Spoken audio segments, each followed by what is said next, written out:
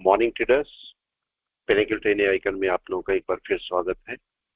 लोगों को कैंडल्स में और कई लोग जो इस ट्रेडिंग फील्ड में आना चाहते हैं उनको कैंडल्स में बड़ी परेशानी होती है और वो समझना चाहते हैं कि कैंडल कैसे काम करती है, या फिर ऐसे बोलो कि कैंडल बेस ही है आपका पूरा चार्ट पैटर्न्स का, मार्केट, शेयर मार्केट का।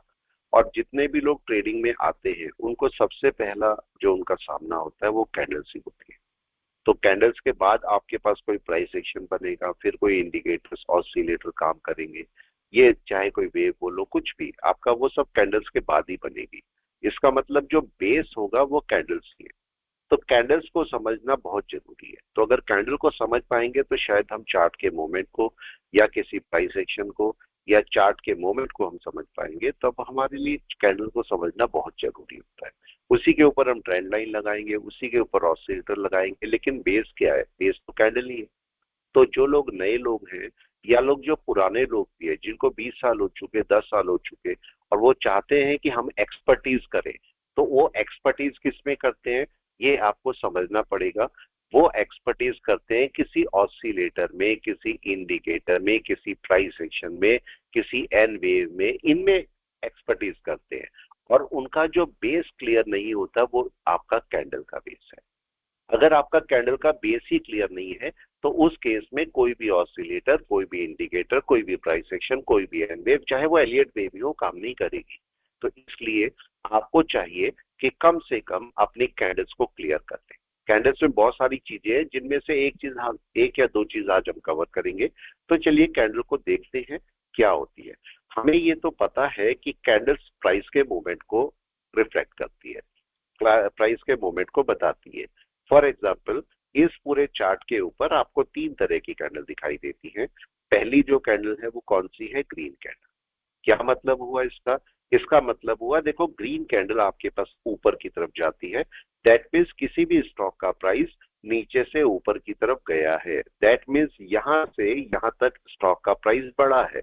फॉर एग्जाम्पल, अगर मैंने एक ग्रीन कैंडल बनाई है, अगर मैंने ग्रीन कैंडल बनाई है, सपोज यहाँ एक ग्रीन कैंडल बनाई है, इसका मतलब अगर स्टॉक का प्राइस 100 था और यहाँ पर जाके 110 हो गया, तो इसका मतलब 10 पॉइंट का मूवमेंट मार्केट ने लिया है, उस पर्टिकुलर स्टॉक ने लिया है। या ऐसे बोले कि मेरे को 10 पॉइंट का प्रॉफिट हुआ है। अगर मैं यहाँ पर स्टॉक को अपने पास से हटा देता हूँ, यहाँ पर बाय करता हूँ और यहाँ पर हटा देता हूँ, तो मेरे को 10 पॉइंट का प्रॉफिट मिलेगा। अब कई लोगों को ये भी इश्यू होता है कि 10 पॉइंट के प्रॉफिट का क्या मतलब है। ये समझ लीजिए, 10 पॉइंट अगर आपको मिले हैं, इसको मल्टीप्लाई कर दीजिए अपनी क्वांटिटी से। अपनी क्वांटिटी से जितनी आपने ली है वो आपका प्रॉफिट होगा, राइट। जैसे फॉर एग्जांपल, अगर मैं एक एग्जांपल लेता हूं, तो मैंने क्या किया, मेरा स्टॉक का प्राइस है 100 और मैंने कितनी क्वांटिटी बाय की है? 10। तो कितना हो गया मेरा? ये हो गया आपके पास 1000, राइट है। और यहाँ पर मार्केट कितना गया? 100 रुपए से चला गया 110 रुपए, राइट। अगर मैं इसको करता हूं यहाँ से 10 से ही मल्टीप्लाई करता हूँ, जितनी क्वांटिटी मैंने ली थी, केवल स्टॉक का प्राइस का मूवमेंट बढ़ा है, तो ये कितना हो गया? 1100। अगर आप यहाँ पर देखोगे तो कितना हो गया मेरे को? यहाँ पर डिफरेंस कितना मिला? अगर इन दोनों का डिफरेंस मैं निकालता हूँ तो वो बनता है 100 रुपए। तो मेरे को 100 रुपए का फायदा हो गया। ऐसी को हम अगर चार्ट पैटर्न पे बोलेंगे या चार्ट के ऊपर बोलेंगे, तो मैं बोलता हूँ अगर ये स्टॉक मैंने यहाँ से 100 रुपीज में खरीदा और यहाँ पर 110 में इसको बेच दिया, मल्टीप्लाई बाई क्वांटिटी, जितनी भी क्वांटिटी आपने ली है उतनी क्वांटिटी का आपको फायदा हो जाएगा। तो इस केस में आपको 100 रुपीज का फायदा हो गया। उसके अंदर ब्रोकरेज चार्जेस भी इंक्लूड होंगी। अगर आपने 100 रुपए लिया है तो लगभग लगभग आपका 20 से 30 रुपए आपकी ब्रोकरेज चली जाएगी। तो इसमें 70 रुपीज आपको बच जाएंगे। बहुत सारे आपके चार्जेस और भी होते हैं, वो सारे चार्जेस अगर मिला दिए जाए तो अराउंड 30 रुपीज आपका बनता है। तो 100 में से 30 रुपए आपने ब्रोकरेज दी और बाकी 70 रुपीज आपको मिल जाते हैं। इसका एक मतलब ये भी हुआ कि अगर मैं दिन के 100 रुपए कमाना चाहता हूं, अगर मैं दिन के 100 रुपए कमाना चाहता हूं, तो मेरे को 100 रुपए नहीं कमाने, मेरे को इसकी बजाय 130 रुपीज कमाने हैं, जिससे 30 रुपीज ब्रोकरेज चली जाए और मेरे पास 100 है जो कि प्रॉफिट होगा। 100 रुपए मेरा प्रॉफिट होगा, 30 रुपीज ब्रोकरेज चली जाएगी। अब एक केस को और यहाँ पर डिस्कशन में आते हैं, फिर कैंडल के ऊपर आते हैं।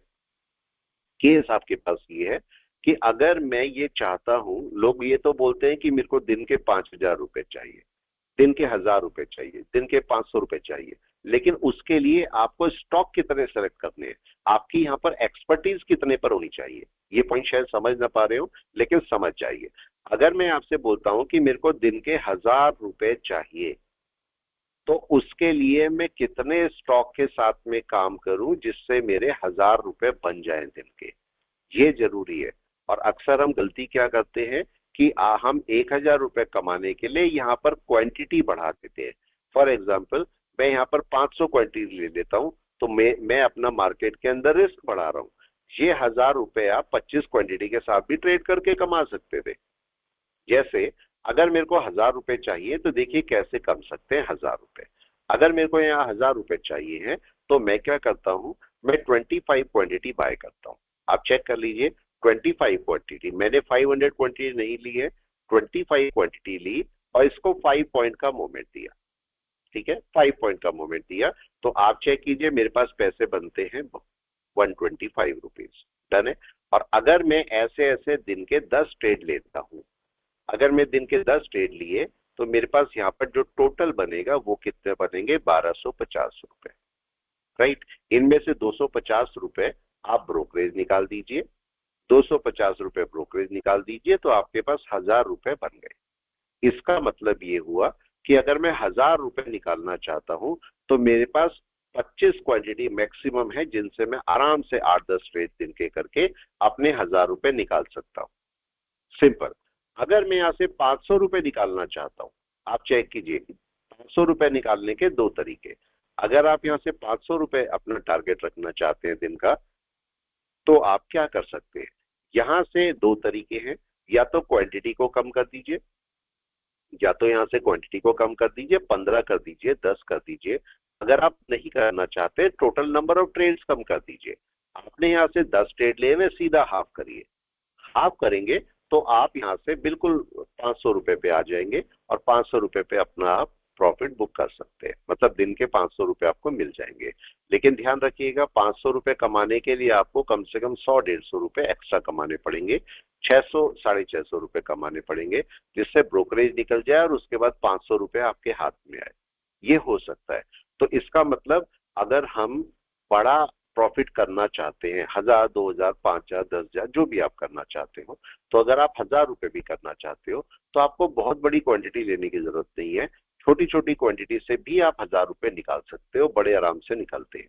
अगर आप ये सोचिए कि अगर मैं यहाँ पर 100 ट्रेड दिन के लेता हूँ, और अगर मैं इसको 5 पॉइंट पे काटता हूँ, सेम बात है। अगर आप कम में रखेंगे, ज्यादा में रखेंगे, देखिए मैं दिखाता हूँ आपको।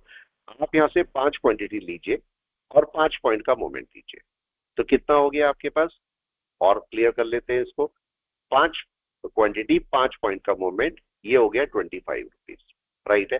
अगर ऐसे ऐसे में 10 ट्रेड लेता हूं, तो कितना हो गया, लगभग 250 रुपए। इसका मतलब 5 क्वांटिटी पे मेरे 250 रुपए बन सकते हैं, अगर 10 ट्रेड में लेता हूं। इसी की जगह पर अगर मैं 10 क्वांटिटी कर देता हूं और यहां से मल्टीप्लाई करता हूं, तो ये मेरे 50 रुपए बनते हैं, और 10 क्वांटिटी में, 10 ट्रेड में आपके 500 रुपए बन जाते हैं।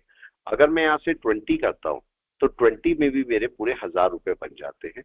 अगर मैं यहाँ से 50 कर देता हूँ, अब ये समझिए, अगर मैं यहाँ से 50 क्वांटिटी करता हूँ, या 100 ले लीजिए, 100 क्वांटिटी करी है और आप 5 पॉइंट का मूवमेंट लेते हो, तो 500 रुपए बनते हैं आपके। और अगर इसको 10 ट्रेड लेते हो टोटल, तो आपके 5,000 रुपए बनते हैं। इसका मतलब, अगर मैं 100 क्वांटिटी के साथ में ट्रेड करूं, और हर एक में 5 पॉइंट का मूवमेंट, आप चेक कीजिए, हर एक में 5 पॉइंट का मूवमेंट है, हर एक में आपको 5 पॉइंट का मूवमेंट दिख रहा है। तो अगर मैं 100 क्वांटिटी के साथ में 5 पॉइंट का मूवमेंट लेता हूं, तो भी मेरे 5,000 रुपए बन सकते हैं। तो क्यों मैं 500 क्वांटिटी के साथ में ट्रेड करूं, या 1,000 क्वांटिटी के साथ में ट्रेड करूं। आप समझ सकते हैं कि अगर आप यहाँ पर 1,000 क्वांटिटी के साथ में ट्रेड कर रहे हैं, और हर एक में 5 पॉइंट लेते हैं, तो इसका मतलब आप 5,000 रुपए एक ट्रेड के साथ में बनाने की कोशिश कर रहे हैं। और अगर मैं 10 ट्रेड लेता हूं, तो आप 50,000 रुपए दिन के बनाने की कोशिश कर रहे हैं इक्विटी से, जिसके लिए आप 1,000 क्वांटिटी का यूज कर रहे हैं। जो कि एक रिस्की ट्रेड है, बहुत रिस्की ट्रेड है। तो आप इसको ना करके कम क्वांटिटी के साथ में ट्रेड करें, क्योंकि अगर आपने 50 यहाँ पर कमाए तो आप चेक कीजिए मल्टीप्लाई बाय 2, तो आपके पास एक अच्छे अमाउंट के लिए आप काम करना चाहते हैं, तो आप एक अच्छे मतलब 8-10 लाख रुपए कमाना चाहते हैं महीने के, जो कि गलत है। आपको ये नहीं करना चाहिए, बाद में जब एक्सपर्टीज हो जाए तब चाहिए उसमें। तो आज का हमारा जो टॉपिक है वो ये है कि भाई मार्केट के अंदर कितनी कैंडल्स होती हैं और कैसे आप नए लोग इसके अंदर इस कैंडल्स को समझ सकते हैं। तो देखिए, जो कैंडल्स होती है वो आपके मार्केट में प्राइस का मूवमेंट प्रिडिक्ट करती है, या प्राइस का मूवमेंट फ्लक्चुएशन ऑफ प्राइस हमें बताती है। तो अगर मैं कोई ग्रीन कैंडल की बात करता हूं, तो ग्रीन कैंडल हमेशा कैसे चलती है? ग्रीन कैंडल नीचे से ऊपर की तरफ चलती है, रेड कैंडल ऊपर से नीचे की तरफ चलती है। इसका मतलब क्या हुआ?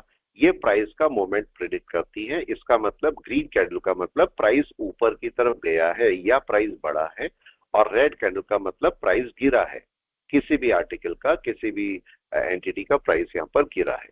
तो अगर हम यहाँ पर बात करते हैं दोबारा से, तो यहाँ पर आपको 3 तरह की कैंडल दिखाई दे रही है। पहली कैंडल कौन सी है? जो ग्रीन है।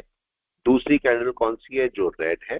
और तीसरी कैंडल जो आधी अधूरी कैंडल आपको दिखाई दे रही है। तो 3 तरह की कैंडल आपको यहाँ पर दिखाई पड़ती है, एक ग्रीन कैंडल, एक रेड कैंडल और एक आधी अधूरी कैंडल। अगर इसे प्राइस के हिसाब से समझते हैं तो हम क्या बोलेंगे? ग्रीन कैंडल में स्टॉक का प्राइस ऊपर की तरफ जाता है, रेड कैंडल में स्टॉक का प्राइस नीचे की तरफ आता है, और ये जो आधी अधूरी कैंडल है इनमें ना तो प्राइस ऊपर जा रहा है ना नीचे जा रहा है, एक जगह रुका हुआ है। राइट। तो इसका मतलब हम और कैसे बात कर सकते हैं इसको? अगर ग्रीन कैंडल की बात करता हूं तो इसमें बायर का प्रेशर होता है, मतलब बायर इसको ऊपर लेके जा रहे हैं। रेड कैंडल में सेलर का प्रेशर होता है, वो नीचे ला रहे होते हैं। और जो आधी अधूरी कैंडल होती है उनमें सेलर का प्रेशर और बायर का प्रेशर इक्वल होता है। तो इसका मतलब ना तो मार्केट नीचे जा पा रहा है ना ऊपर जा पा रहा है, तो इसलिए आधी अधूरी कैंडल बनती है। जिनको आप दो चीज का दाम देते हो इनको बोलते हैं दो चीज। तो ये आप समझ सकते हो। तो मार्केट में किसी भी चार्ट के ऊपर 3 ही तरह की कैंडल आपको दिखाई देंगी, एक होगा ग्रीन कैंडल, एक होगा रेड कैंडल और एक होगा आधी अधूरी कैंडल, जिसको हम न्यूट्रल कैंडल भी बोलते हैं, या फिर आप इन्हें दो चीज का भी नाम दे सकते हैं। दो चीज भी अलग अलग टाइप की है, न्यूट्रल कैंडल अलग अलग टाइप की है, उनको बाद में समझेंगे, लेकिन पहले इन कैंडल्स को समझ लेते हैं। अगर मैंने ग्रीन कैंडल बनाई है, मैं एक ग्रीन कैंडल का एग्जांपल ले लेता हूं। अगर इस ग्रीन कैंडल की हम बात करते हैं, इस वाली ग्रीन कैंडल की, तो जरा इसको समझ लेते हैं। किसी भी ग्रीन कैंडल के अंदर आपको यहाँ पर 4 पार्ट दिखाई देते हैं। अगर मैं यहाँ पर देखता हूँ, ये आपका मार्केट में ओपन है, मतलब यहाँ पर इस पर्टिकुलर डे का ओपन हुआ है, इस पर्टिकुलर डे का यहाँ पर ओपन हुआ है। यहाँ पर जाने के बाद देखिए मार्केट यहाँ तक नीचे गया, ये नीचे वाली जो विक दिख रही है आपको, यहाँ पर इसने अपना लो बनाया, मतलब यहाँ तक मार्केट नीचे गया है। राइट। और यहाँ से ऊपर चला मार्केट और कहाँ तक गया? इस पॉइंट तक, ये है आपका हाई, और वापस आया और यहाँ पर क्लोज हो गया। कैसे बात करेंगे इसको? अगर हम बोलेंगे तो मार्केट का ये ओपन है, ये क्लोज है, ये लो है और ये हाई है। इसका मतलब क्या हुआ? मार्केट ओपन होने के बाद यहां तक नीचे आया, यहां से वापस चला गया और यहां पर हाई बनाया और वापस आके क्लोज हो गया।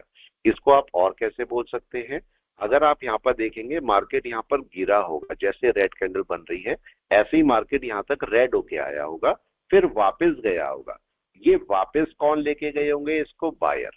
मतलब ऊपर कौन लेके जाएंगे? बायर। तो इसका मतलब यहाँ पर बायर एक्टिवेट होंगे। मतलब क्या हुआ? ये जो आपको नीचे की ये जो आपको लाइन दिख रही है इसको बोलते हैं विक, और ये किसकी विक होती है? ये होती है बायर की विक। राइट। ये जो ऊपर विक दिख रही है, आप देखो मार्केट यहाँ तक गया था, वापस आया है, इसका मतलब ऊपर से किसने प्रेशर डाला? सेलर ने। तो ये वाली विक किसकी हुई? सेलर की। ये वाली विक बायर की, ये वाली विक सेलर की, किसी भी कैंडल के ऊपर। अगर रेड कैंडल में बोलूंगा तो ये ऊपर की विक सेलर की है, नीचे की विक बायर की है। सेम आपका ग्रीन कैंडल में ऊपर की विक सेलर की है, नीचे की विक बायर की है। राइट। तो अगर मेरे को किसी भी कैंडल में प्रेशर निकालना है तो मैं इससे प्रेशर भी निकाल सकता हूं। तो कैसे चेक करेंगे? यहाँ पर आप चेक कीजिए, अगर इस कैंडल में मेरे को प्रेशर निकालना है कि कैंडल का प्रेशर कितना है, तो आप क्या बोलेंगे? नीचे की विक किसकी है? बायर की। डन है। ऊपर की वीक किसकी है? सेलर की। अब बीच की बॉडी बची हुई किसकी है? अगर ये ग्रीन है तो बायर की है, रेड है तो सेलर की है। तो ये भी बॉडी किसकी होगी? बायर की होगी। तो टोटल बाइंग प्रेशर कितना हो गया? यहां से देखेंगे तो यहां तक आपका बाइंग प्रेशर है, और सेलिंग प्रेशर ये छोटा सा है। तो इसमें प्रेशर किसका है? बाइंग का है। लेकिन अगर इसी जगह पर मैं यहाँ पर इस कैंडल की बात करता हूँ, ये वाली, तो इसके अंदर प्रेशर किसका है ये भी देखते हैं। नीचे से जो प्रेशर दिखाई दे रहा है ये किसका प्रेशर? बायर का। ऊपर का प्रेशर किसका? सेलर का। बॉडी किसकी? बायर की। तो ये भी आपका बाइंग का प्रेशर हो गया। तो टोटल बाइंग का प्रेशर कितना हो गया यहां तक। एक और एग्जांपल देखते हैं। यहां पर अगर आप देखते हो कैंडल के लिए, तो कैंडल में यहां पर चेक कीजिए, इस वाली कैंडल में भले ही दो जी है लेकिन फिर भी हम इसको चेक करते हैं। ये ऊपर का प्रेशर किसका? सेलर का। बायर का प्रेशर कितना है? ये छोटा सा बायर का प्रेशर। ये रेड कैंडल है, रेड बॉडी है, तो इसको ये भी सेलिंग प्रेशर। तो टोटल सेलिंग प्रेशर इतना हो गया। आप ऐसे किसी भी कैंडल का बाइंग या सेलिंग प्रेशर निकाल सकते हो। लेकिन अब यहां पर अगर मैं देखता हूं तो यहां पर आपको एक पॉइंट दिखाई दे रहा है इस वाली कैंडल के अंदर, कि देखो नीचे विक नहीं है। इसका दो मतलब हुए। इसका पहला मतलब ये हुआ कि मार्केट यहां पर ओपन तो हुआ है लेकिन यहां से नीचे नहीं चला। दैट मीन्स ओपन होने के साथ ही ऊपर आ गया। इसका मतलब बायर ज्यादा थे। और मार्केट कहां तक गया? मार्केट यहां तक गया। इसमें हाई बनाया और मार्केट यहां पर क्लोज कर गया। इसको आप ऐसे भी समझ सकते हो कि इसका ओपन और लो दोनों बराबर है। मतलब ओपन और लो यही है। जबकि अगर मैं इस कैंडल में या इस कैंडल में बात करता हूं, देखो इसका ओपन और लो अलग अलग है लेकिन इसका ओपन और लो बराबर है। अगर मैं इसका ओपन और लो देखता हूं ये भी अलग अलग है। अगर मैं किसी भी इस कैंडल का ओपन और लो देखता हूं अलग है। इस कैंडल का ओपन और लो बराबर है। तो हमारे पास तीन तरह की कैंडल हुआ। रिवाइज कर लेते हैं दोबारा से। तीन तरह की कैंडल हुई। पहली कैंडल जो ग्रीन है, इसमें स्टॉक का प्राइस ऊपर की तरफ जा रहा है और पूरे दिन कहां से कहां तक बढ़ा है? ओपन से लेके क्लोज तक प्राइस बढ़ा है। उसके बाद मार्केट यहां पर अगर नीचे आया तो ये लो भी बनाया, मार्केट ने हाई भी बनाया है। यहां पर भी देखिए ये हाई है, ये लो है, लेकिन इसमें बॉडी कौन सी है? रेड। इसका मतलब इतना गिरा है मार्केट, ऐसे बोल सकते हैं। रेड कैंडल में और बड़ी रेड कैंडल ले लेता हूं आपके लिए। आप इसमें कैसे बोल सकते हैं? देखो मार्केट यहां पर ओपन हुआ, जबकि ग्रीन में कहां पर ओपन हुआ? नीचे, और ऊपर क्लोज हुआ। रेड कैंडल के अंदर ऊपर ओपन हुआ और नीचे क्लोज हुआ। हाई यहां पर ये देखिए लो है, इसका भी लो यही है, इसका ये हाई है, इसका भी ये हाई है। लेकिन दोनों में फर्क क्या होगा? दोनों में फर्क क्या होगा कि ग्रीन कैंडल के अंदर ओपन नीचे है, क्लोज ऊपर है, और रेड कैंडल के अंदर ओपन ऊपर है और नीचे क्लोज है। ये आप कैंडल के साथ में बात कर सकते हैं। अब और इसमें जाएंगे, थोड़ा डेप्थ में जाएंगे, तो हमें पता लगेगा कोई भी कैंडल जो भी उसकी लेंथ होती है, कोई भी कैंडल अगर उसकी लेंथ की बात करेंगे तो देखिए ये लेंथ है। ये सपोज कैंडल की लेंथ है, कंप्लीट लेंथ। हमें पता है जब तक कैंडल बन नहीं जाती तब तक मार्केट के अंदर हम कैंडल को प्रिडिक्ट नहीं कर सकते कि कैसी बनेगी। लेकिन एक बार कैंडल बन गई तो उसके बाद हम बोल सकते हैं कि हाँ ये कैंडल किस तरह की बनी है, उसका नाम दे सकते हैं हम। तो सपोज किसी भी कैंडल, ये ग्रीन कैंडल है, नीचे से बायर का प्रेशर है, ऊपर से सेलर का प्रेशर है। अब यहाँ पर केस क्या हुआ कि मार्केट पूरी ऊपर तक गई है, एक बारूबोजो टाइप कैंडल बनाई है, मतलब बड़ी कैंडल बनाई है, काफी बड़ी ग्रीन कैंडल बनी है। लेकिन बनने से पहले ऊपर से सेलिंग प्रेशर आ गया। Selling pressure. तो अगर सेलिंग प्रेशर आएगा तो वो क्या करता है? अगर मैं इस कैंडल को 5 पार्ट में डिवाइड कर दूं, सपोज 1, 2, 3, 4 एंड 5, इन पार्ट में डिवाइड कर दूं, और आपका मार्केट ने पूरी कैंडल बना रखी है, ऊपर तक की कैंडल बना रखी है, पांचों के पांचों पार्ट फिल है, तो हम इसको क्या बोलते हैं? इसको बोलते हैं मारूबोजू कैंडल। और कौन सी मारूबोजू? Bullish marubozu. तो इसका नाम देंगे बुलिश मारूबोजू। तो बुलिश मारूबोजू अगर बनी है, अभी बनी नहीं है कंप्लीट, लेकिन वो ऊपर तक गई है। लेकिन अगर ये पूरी फुल होके क्लोज हो जाती है, जैसे मैं आपको यहाँ पर कैंडल्स दिखा भी सकता हूँ, पूरी फुल होके क्लोज हो जाती है या केवल फिफ्थ पार्ट बच जाता है, तो उस केस में भी आप उसको मारूबोजू का ही नाम दोगे। जैसे फॉर एग्जाम्पल ये आपके पास कैसी है? एक परफेक्ट मारूबोजू नहीं है। एक परफेक्ट मारूबोजू कैसे बनेगी? जहां पर आपका पूरी कैंडल ऐसे आ जाएगी, ना तो ऊपर वीक है ना नीचे वीक है। देखो ये वीक भी नहीं मिलेगी आपको। इसको बोलेंगे परफेक्ट बुलिश मारूबोजू। मारूबोजू ये भी है, लेकिन ये क्यों है? क्योंकि अगर फिफ्थ पार्ट में मार्केट एक विक बना देता है जैसे ये बनी हुई है, तो भी हम उसे मारूबोजू में काउंट करते हैं। तो ये भी एक मारूबोजू है आपका। अगर ऐसी मारूबोजू बनती है, ये भी मारूबोजू में काउंट होगी। लेकिन दोनों में से अच्छी मारूबोजू कौन सी है? ये रही है। ये मारूबोजू को हम रख सकते हैं, ठीक है। लेकिन हमारा केस दूसरा है, हम ये नहीं कर रहे थे, हमारा केस दूसरा चल रहा है। तो अगर मैंने एक कैंडल के फिफ्थ 5 पार्ट किए हैं, 1 हो गया, 2 हो गया, 3 हो गया, 4 हो गया एंड 5 हो गया। अब पता लगा आपका मारूबोजू तो बन रही थी, लेकिन उसी बीच में ऊपर से सेलर ने प्रेशर डाला। तो अगर सेलर प्रेशर डालेंगे तो सबसे पहले कौन सा पार्ट खाली होगा? जो लास्ट बना होता है। लास्ट कौन सा पार्ट बना है? फिफ्थ। तो अगर फिफ्थ पार्ट खाली होगा तो यहाँ पर वीक आ जाएगी, जैसे ये आई है।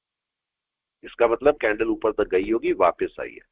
तो अगर फोर्थ पार्ट भी खाली हो गया, थर्ड भी, सेकंड भी खाली हो जाता है और फर्स्ट पार्ट रह जाता है, तो कुछ कैंडल आपको ऐसी दिखाई देगी जिसको आप नाम देते हो इन्वर्टेड हैमर।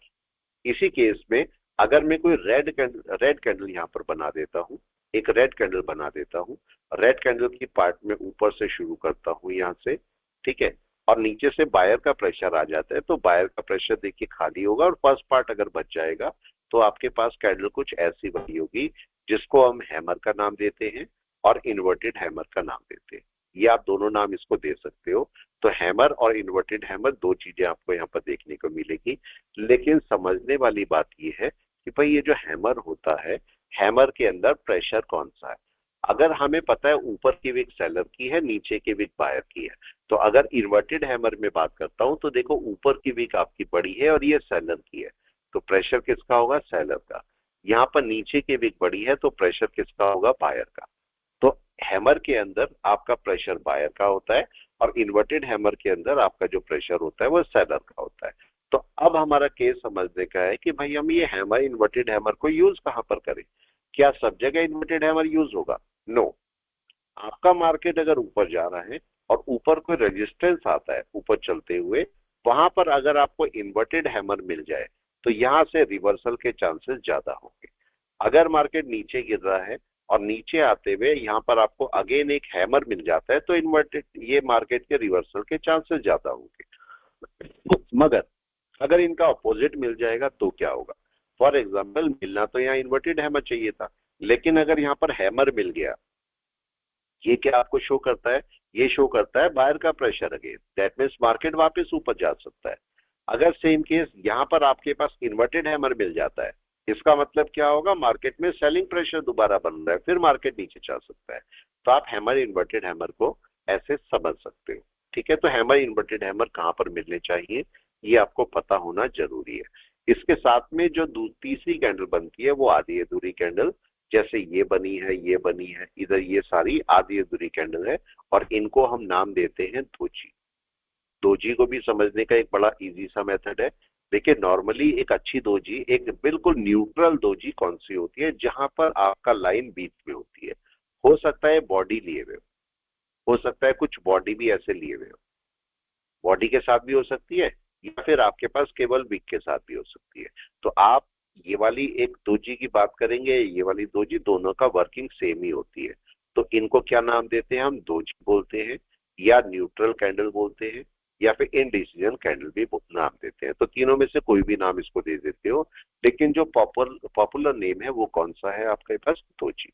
एक पॉपुलर नेम आपका कौन सा है? दोजी है, जो हम दोजी की बात करते हैं। तो जरा दोजी को एक बार और समझ लेते हैं, ये कैंडल्स कैसी होती है। देखो, एक परफेक्ट दोजी तो आपके पास यहाँ पर ऐसी हुई।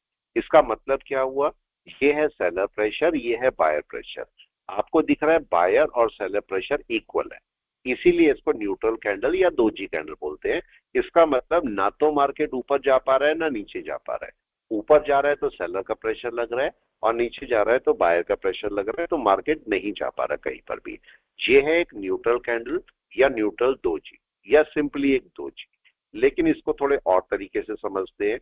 जब तक ये आपका जो हॉरिजॉन्टल लाइन है सेंटर में है तो ये न्यूट्रल है, लेकिन अगर जरा सा ऊपर आ जाए तो आप चेक कर सकते हैं ये बायर का प्रेशर नीचे से बढ़ गया और सेलर का प्रेशर कम हो गया। अगर मैं यहाँ से थोड़ा सा और ऊपर आ जाऊं तो देखिए बायर का प्रेशर काफी बढ़ गया और सेलर का प्रेशर बहुत कम रह गया। और अगर इसी जगह पर मैं यहाँ पर ऐसे कर देता हूं तो बायर का प्रेशर मैक्सिमम है, सेलर का प्रेशर नहीं है। इसका मतलब मार्केट ऊपर जा सकता है। इसको आप क्या नाम देते हो? दूसरा नाम देते हो पिन बार। आप पिन बार के नाम इसको दे सकते हो, या फिर आप इसे बुलिश पिन बार भी बोल देते हो, या पिन बार का भी हम नाम देते हैं। अगर इसी जगह पर मैं एक सेलिंग की कैंडल देखता हूं, ये नॉर्मल दोजी है, अगर मैं इसको नीचे कर देता हूं तो सेलिंग प्रेशर ज्यादा हो गया, बाइंग प्रेशर कम हो गया। अगर मैं यहां पर इसे लाता हूं तो सेलिंग प्रेशर ज्यादा है और नीचे आपका बाइंग प्रेशर कम है। अगर मैं यहाँ पर इसको इधर कर देता हूं तो मेरा सेलिंग प्रेशर बहुत ज्यादा है और बाइंग प्रेशर नहीं है। यहाँ पर नहीं है बाइंग प्रेशर। मतलब क्या हुआ यहाँ पर कि इस जगह पर आपका जो सेलिंग है वो ज्यादा हो सकती है। इसको भी हम पिन बार का नाम देते हैं और इसको दूसरा नाम क्या देते हैं? Bearish pin bar. तो ये आपका बुलिश पिन बार हो गई और ये बियरिश पिन बार होगी। अब हमारा केस ये आया कि मार्केट अगर ऊपर जा रहा है और किसी रेजिस्टेंस के पास में जाता है, तो यहाँ पर दो ऑप्शन आए आपके पास। पहला ऑप्शन है एक इन्वर्टेड हैमर का और दूसरा ऑप्शन पिन बार का। पहला ऑप्शन आपके पास है इन्वर्टेड हैमर का, दूसरा ऑप्शन है पिन बार का। तो अब हमारे पास क्वेश्चन आ जाता है कि भाई कौन सा वाला ज्यादा बियरिश है? आपका पिन बार ज्यादा बियरिश है या फिर आपका इन्वर्टेड हैमर ज्यादा बियरिश है? सेम केस, मार्केट आया नीचे और किसी सपोर्ट पर आ गया। सपोर्ट पर आने पर भी मेरे पास यहाँ पर दो केस बन रहे हैं। पहला केस, मेरे पास यहाँ पर एक हैमर बन सकता है या फिर मेरे पास एक पिन बार बन सकता है, बुलिश पिन बार, जिसको आप ड्रैगन फ्लाई का नाम भी देते हो। तो यहाँ पर ड्रैगन फ्लाई बन सकता है या फिर ग्रेव स्टोन दोजी ऊपर बन सकती है। तो फिर से यहाँ पर क्वेश्चन आता है कि आपको ट्रेड करना है तो किस पर ट्रेड करोगे? क्या मैं एक बुलिश पिन बार पर ट्रेड करूंगा या फिर मैं एक हैमर पर ट्रेड करूंगा? दोनों में से कौन सा अच्छा है? और इसके साथ में आपके पास कोई मारूबोजू टाइप कैंडल भी हो सकती है, वो भी अभी अभी हमने की है। तो अगर यहाँ पर एक मारूबोजू कैंडल बनती है, वो ज्यादा अच्छी है या फिर पिन बार अच्छा है या फिर आपका हैमर अच्छा है? सेम केस, अगर मैं ऊपर चेक करता हूं तो मेरा इन्वर्टेड हैमर अच्छा है या बियरिश पिन बार अच्छा है या फिर आपके पास एक बियरिश मारूबोजू अच्छी है। ये आपको समझना है और ये आपको देखना है कि कौन सी कैंडल किस जगह पर कैसे काम करेगी, इनके अंदर बाइंग सेलर का क्या प्रेशर आएगा। तो जब कभी भी आप काम करेंगे तो इन कैंडल्स को समझिए और इन कैंडल्स के साथ में काम करना है। ये आपके पास एक वीडियो में बना रहा हूँ, जो लोग नए लोग हैं जो कैंडल्स को समझना चाहते हैं, ये वीडियो आती रहेंगी, तो आप इसको फॉलो करके रखें, पेज को फॉलो करके रखें, तो आप सब्सक्राइब भी करके रखें, जिससे ये वीडियोस आपको मिलती भी रहेंगी। तो ये जो आपके पास कुछ वीडियोस आएंगी, पूरे चैनल में अलग अलग प्लेलिस्ट मैंने नहीं बनाई है, तो आप चैनल को सब्सक्राइब करके रखें। मैं जो बेसिक मतलब लोग आने वाले हैं इस मार्केट में या आना चाहते हैं और बेसिक सीखना चाहते हैं, तो वो बेसिक के लिए वीडियोस आती रहेंगी। तो बीच बीच में आपके पास, मैंने बोला, मेडिटेशन की भी वीडियो आएंगी, बीच बीच में प्रोफेशनल वीडियो भी आएंगी जो कि बिल्कुल प्रोफेशनल लेवल पर होंगी। वो भी वीडियो आएंगी जो कि बिल्कुल बेसिक लेवल पर होंगी। तो अपनी वीडियो आप देखते रहिए अपने हिसाब से और अपनी वीडियोस को देख चेक करते रहिए, उसको एनालिसिस करते रहिए, सीखते रहिए उससे। तो ये वाला जो मैं वीडियो बना रहा हूँ ये बेसिक पर्पज से है। कुछ दिन बाद दूसरी इसी के साथ की अगली वीडियो आ जाएगी जो कि आपको कैंडल्स के साथ ही एन वेव बताएगी या फिर सपोर्ट रेजिस्टेंस निकालना सिखाएगी इसके साथ में। तो thank you all of you, thanks a lot इस वीडियो को इतना सपोर्ट करने के लिए, इस वीडियो को देखने के लिए भी थैंक यू, और चैनल को सब्सक्राइब करने के लिए और चैनल को सपोर्ट करने के लिए बहुत बहुत thank you all of you.